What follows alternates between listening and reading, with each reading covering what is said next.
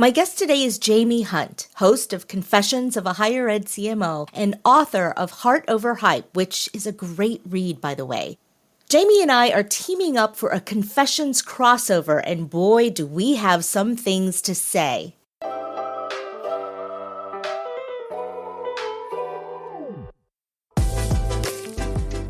Welcome to Confessions of a Higher Ed Social Media Manager. I'm Jenny Li Fowler, award-winning social media professional, author, and podcast host, and a recognized voice across the social media marketing industry. Social media managers are navigating the wild, ever-changing world of higher ed communications, and I'm here to share the real stories and lessons behind the posts. Each episode explores the challenges, strategies, and untold moments that come with running social media accounts in today's digital landscape. Let's get into it.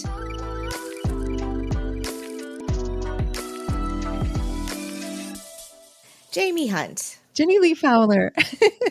This is exciting. I've had the honor of being on your podcast in the past, but this is a whole nother thing for us to collaborate. And you know, we both have some years in the business. We do. We started working in higher ed when we were 5, which explains how we right. have this many Exactly. years of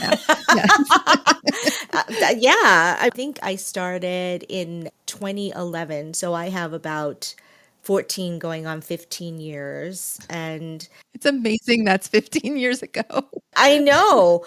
Honestly, when I think 20 years ago, I still think of the 80s. Jaime. Right? Yes. And that's almost like what, 40 years ago now, which is right. which is crazy. And yeah, and you've had some years, and you've definitely outranked me in position wise, right? I mean, right now I'm the top person in my organization. There's nobody.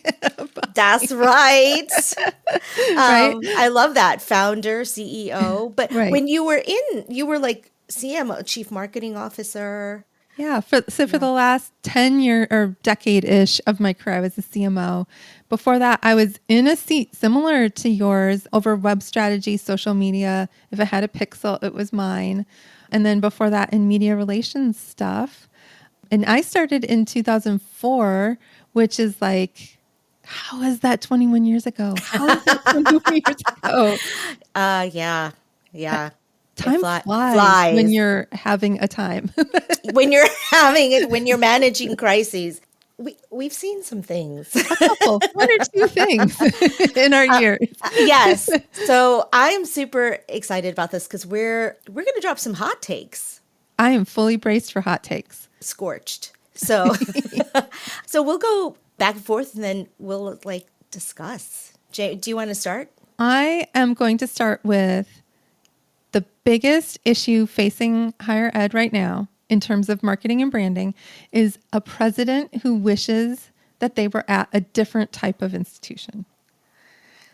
Okay, this blows my mind because you're saying right now, is it common?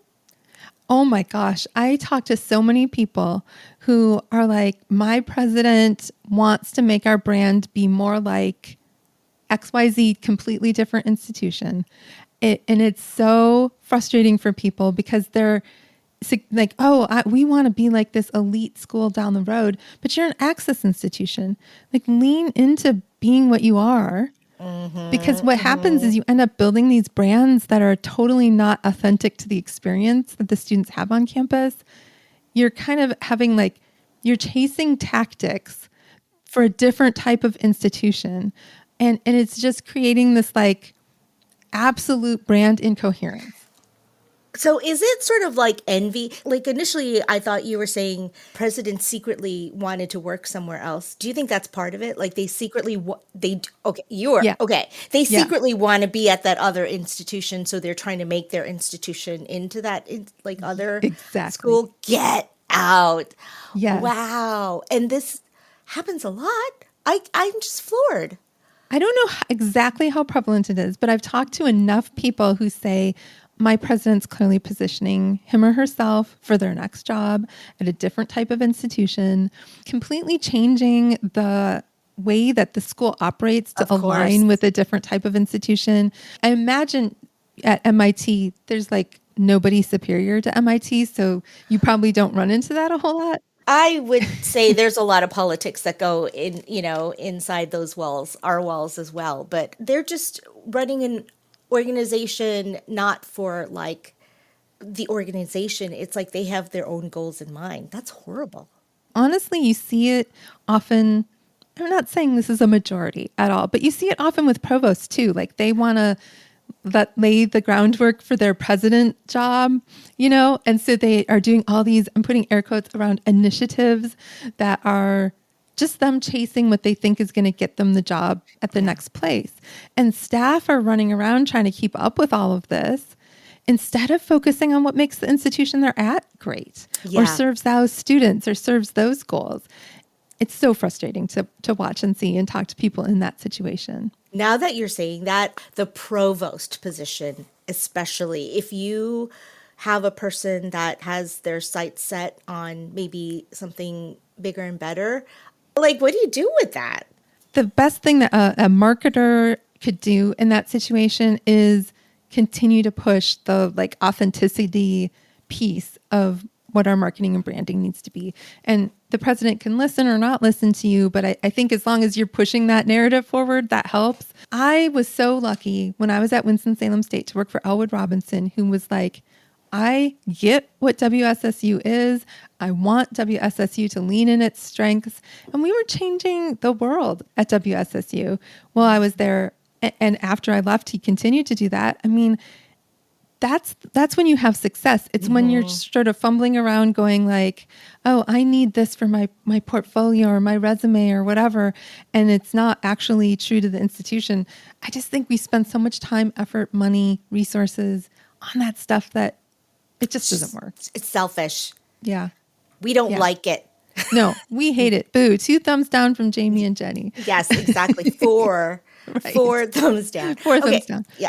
Okay. So my take is that people who are gatekeepers at various levels of a department or a school or a center are the reasons why silos exist in higher ed institutions. If there's a person who is high enough and they're a gatekeeper, and you know what I mean by gatekeeping, right? Like they hold information, they don't want to collaborate, or if they do, they're very stingy with like what they share. I feel like if it's a person in a leadership position or high enough, it becomes the culture.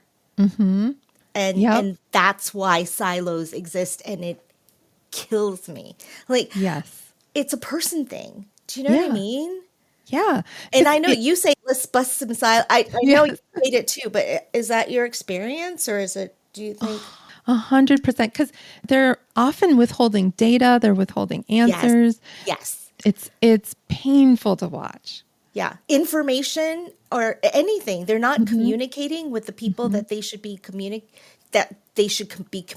with. And you ever realize like there's that person and everyone has like a bad experience with them, and so they start becoming a workaround. Do you know what I mean? Like, oh, here's how I worked around that. That's awful because it becomes culture. Yes, and that old saying about culture eats strategy for breakfast. For breakfast, yes. It's so true. There's been so many times that we've had to build like a little side door entry into a department and like warm somebody up to feel like, okay, well, I'll give you this data even though I'm really not supposed to or whatever, to just do your job. Right, exactly. Or just find the person that you can build a relationship with. Like, I feel like that's so central to any job, is like building relationships, that I don't know why, like how people continue in any profession by like sort of charring bridges. They're not really burnt, but like charring bridges. And it kills me. It kills me. and then if it becomes the culture of the place, then it's so solidified. Like, and this is a hard thing because it's like a person thing. Like, and trust me, like I've said a lot of times, like, why is this person still working here? And so I think we all should be better at building relationships, and we should want to be relationships, build relationships, get people out of the organizations that are not relationship builders. Yes.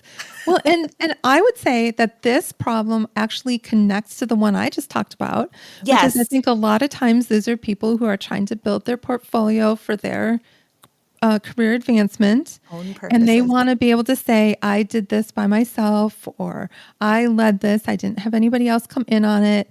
And it's just causes so many problems. It's innumerable problems. Yeah, that's a huge headache. It's maybe this episode we can start connecting people who are working for those types of folks, and they can like Yes. collaborate with each other on how to how Right. to best protect your school, right? Yeah. Go on, Jamie. I know you Okay. have a second. Yeah. So my second one is that when universities, particularly leaders, say, well, we're a best kept secret, what they actually mean is we're underfunding marketers, but we're blaming the marketing team for it. So it's like people aren't aware of us because we haven't been telling our story. And probably the reason we haven't been telling our story is because you haven't given the marketing office budget. That is such a good point. That is such a good point. Saying we're a best kept secret really equals like no resources or Yeah. support. Yeah. It's just an excuse. It's like we're saying that, marketing's not doing its job. I would wager that 90% of the cases where they're saying that it's marketing's not doing their job is because you're giving them a fraction of the budget they need to move the needle the way you need to move it. I'm sorry, but higher ed needs to figure out it costs money to market. And it didn't used to 20 years ago, right? Our budgets could be $15,000 or whatever because Yeah. there was the competition wasn't as fierce. There was a bazillion kids in the pipeline. The millennial generation was massive compared to Gen X. Those aren't the reality of the where we're in right now. It's so frustrating to watch and hear. So why does it take us so long to get this? Like to understand that like marketing is a need. Here's another hot take. Okay, give it to Connect me. this. I like it. Yeah. So, I would say attaching onto this hot take is that a lot of university leadership comes from faculty, and faculty are working with communicators that are focused on college level aspirations, right? So they're working with people who are having to be Swiss Army knives. They're not necessarily, in a lot of cases, working with like a whole team of strategic marketing leaders. It's one poor soul that has to do all the things. And so I think when they get to the provost or the president level role coming through that, they haven't yet seen the strategic value of marketing because they've had these underfunded Swiss Army knives doing everything for them. They just keep that mentality. And they think it's enough. I guess they think that's working, not knowing like what we're missing or what more we could be doing. I think higher ed, and maybe this actually couples to what you just said maybe, but I think there is but we've always done it that way problem in higher ed. And when I hear that, I just want to like smash my head into a wall because I'm like, yes, but is it the best way, or is there a better way that we could be doing this? Like, I just feel like, why? Like it's sort of lazy, and it's change resistant, I guess, and there's no growth in that. I like can't imagine like still using a fax machine today. Do you know what I mean? Yeah. In that always done it the same way mentality. Like I hate it. It's awful. And I think, let me give an example of a time when I experienced this. I came into a team that was putting together a daily report of news hits. And the director was like, this is really stressful for our team to put together. And, is there any way we could cut back?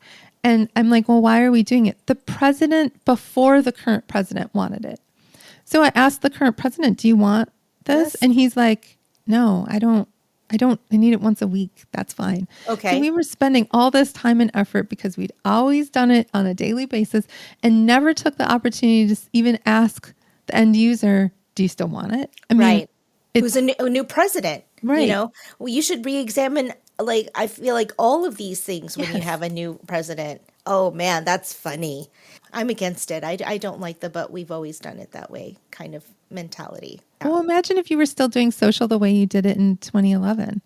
exactly. You'd be Hey, spending a lot of time on yeah, Facebook. it would not be working. I would spend a lot of time on Facebook and I wouldn't, my content would not be engaging. It would not, like, things change at like so fast in social media. So yeah, maybe that's another reason why I don't like that mentality because it's so not what I do.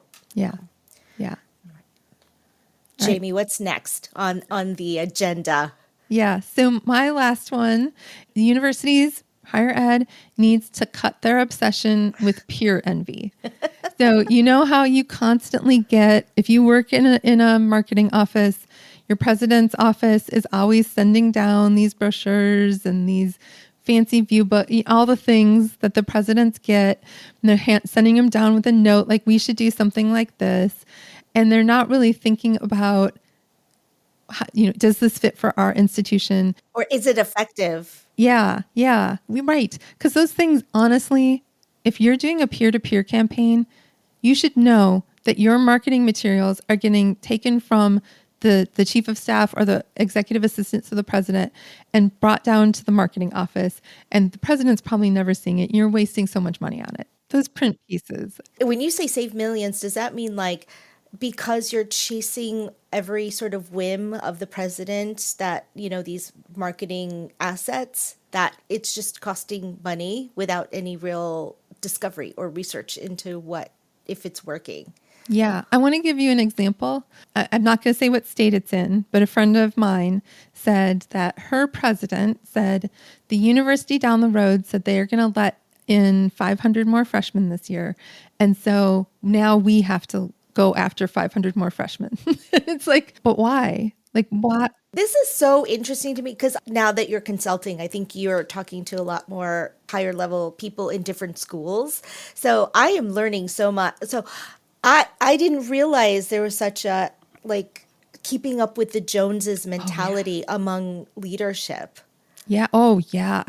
The number of people who've said like, my president wants me to be doing the same things that X university is doing, but X university has a staff that's 5 times the size of my staff, and X university has a budget that's 10 times what my budget is, and they're a totally different university. They have 10,000 more students than we have, or they're the flagship and we're not, or they're an R1 and we're not. So ridiculous. It's so bonkers. So wait, so can the person say that to the president? I mean, is that not allowed, or is it the relationship? It's that relationship. Yeah. There have been, I have worked for presidents where I could very much be like, dude. Yeah. Yeah. And then there's others where you have to go a different angle, or you have to bring more evidence for why we shouldn't do it or whatever. So it really depends on that relationship with the president. But, and it's not always the president either. Sometimes it's, the research office is like, we should put together this research magazine. And you're like, we have like $10 million of research, and the sample that you gave me is from MIT. Like, what are you doing? I think we run into this a lot, and this is not my last hot take, but this is probably another hot take, is that a lot of times because there are people in like faculty, they're academic, they're the experts in their field, they teach, a lot of times they're used to being the smartest person in the room, that they think they know everything about communications and social media and marketing instead of letting the professionals do that work, right?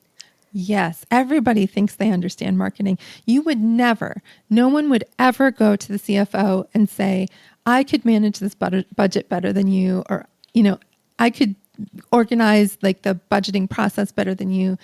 But I bet there's not a single marketer that hasn't had someone offer a critique of how they do it. Oh, yeah, I feel like it's daily.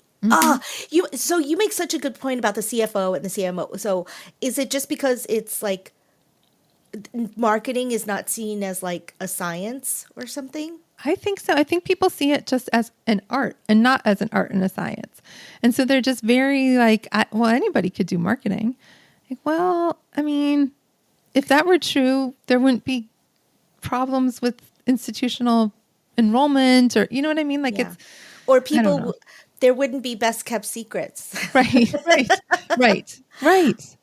So this is very much linked to my last one, So, okay, I feel like there's still a broad misunderstanding of what social media is in higher ed. And some of it's generational, but I just don't buy that anymore. I think it's a lack of interest, right? Social media has been around for 20 years. And if you don't really like understand it right now, it's not a me problem, it's a you problem, right? And so people think social media is a tactic, and it's not. It's an industry that like requires very sophisticated strategy. So it just, I hate it. It irks me when people are like, we need a viral video. We're like, what? Huh? Right. Like, that's a tactic. Like, Yeah. like, first of all, and if you say, like, if you think I can produce a viral video, I'd probably be doing it for everyone for a very high fee. Right. You know what I mean? Like, you'd be an influencer. I know, exactly. I'm like, what are you? It doesn't work that way. Or people, I remember when people would always ask for a hashtag. We need a hashtag. And we're like, Yes. I'm like, a hashtag is not a strategy. No. It is like a tactic. And so, again, I think people think of marketing that way. Like, we need a brochure. A brochure is not a strategy. It is a tactic, and not a good one at that. Right. Kind sir. You're giving me PTSD when you I'm said sorry. we need a hashtag. I was like, no.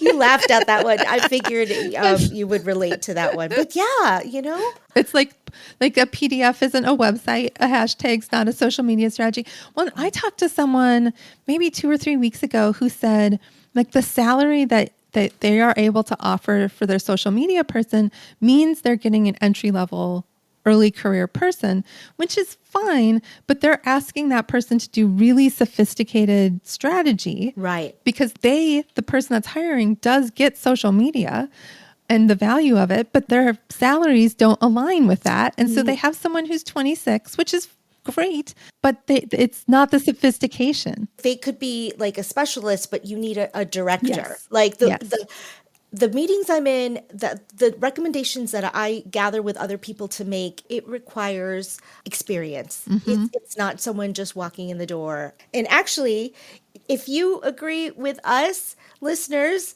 please give our shows, it's Confessions of a Higher Ed CMO and Confessions of a Higher Ed Social Media Manager, a rate and review on the platform of your choice, because that helps us out a lot. It does. Yeah. Absolutely. We get more in front of more people if you give us reviews. Yeah, it helps us out. And we'll give you maybe more hot takes if that's what you want to right. If that's what you want to hear. But yeah, I with the whole not understanding, and you started to say this too, it's like, we still hear things like, my niece has an idea for a social media campaign, and you have to sort of hear them out. But my thought in my head is like, would you put your niece out in front of the press to give a media right. like a media press conference? Like, would you roll your nephew out in front of, like, to represent your brand on like national TV? Like, it's the same thing. Your social media manager is managing your brand reputation on the internet, right. And do you want an intern or your niece to do that? Like, come on, Right. Let's be real. Yeah. Like, so, I mean, yeah. So it's nice to get that off my chest. Thank you, Jaime. Well, I'm happy to be your therapist about how social media needs, I mean, truly, it is such a vital part of the communications puzzle and so public. And one flub can lead to a major crisis, as I am very much aware and not going to share what happened. But, but it was bad. But I think we've all like sort of experienced things like that. You know what? It's always nice to vent with someone who understands where you're coming from. I don't want to let you go because it is tradition on my show to ask the guest, what is your confession? So would you be willing to share a confession with us? Yeah, so I will confess. My confession is that I am delighted to not have to worry about being fired for having hot takes about higher education anymore. And nobody can pull me into their office and say, why would you say that out loud? I just, my tortoise is the one. Yeah. Who does Oh, that. yeah. And your tortoise is like friendly. Now you're like got me thinking, am I worried about anything I just said? This has been great fun, and I just really appreciate your candor as well. So Yours too. And I don't know, our listeners need to know that Jenny and I were in the same circles for years and years and years and did not ever connect until just a couple years ago. because we were afraid to, we were afraid to approach each other, but like we are so approachable, right? Right? Yeah. Right. Who's nicer than Jenny and Jaime? Well, nobody. There you go. I think Jamie's nicer than me, but if you agree with any of the stuff and want to talk it through with us, like connect with us, right? Yeah. On LinkedIn, on the social media platforms, we would love to discuss further. Thanks for listening to Confessions of a Higher Ed Social Media Manager. This show is a proud member of the Enrollify network, home to Higher Ed's largest collection of podcasts. Enrollify is where higher ed goes to grow, so be sure to check out our other podcasts, webinars, video clips, blogs, and more. Visit Enrollify.org and subscribe for all the latest details and content drops directly to your inbox. Enrollify is brought to you by Element 451, the digital workforce platform for higher ed. Learn more at element451.com.